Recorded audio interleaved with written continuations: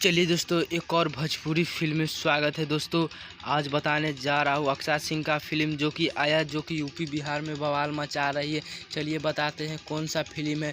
उससे पहले मेरे चैनल पर नए हैं तो मेरे चैनल को सब्सक्राइब कर दीजिएगा और साथ में बेल आइकन दबाना ना भूलिएगा। तो मैं दोस्तों बात कर रहा हूँ अक्षय सिंह का ऐसा पति मुझे दे भगवान, जो कि फिल्म यूपी बिहार में टेलर ही बवाल मचा रही है। तो फिल्म आने के बाद क्या दर्शक देखता है, चलिए बताते हैं।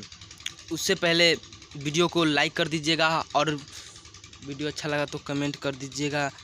इसमें हीरो का रोल राजश्री कर रहे हैं, जो कि ढेर सारे फिल्म बनाए हैं। उनका फिल्म हिट जवाब दे रही है। और अक्षय सिंह के साथ जो कि फिल्म बनाते हैं वो तो हिट ही होना है।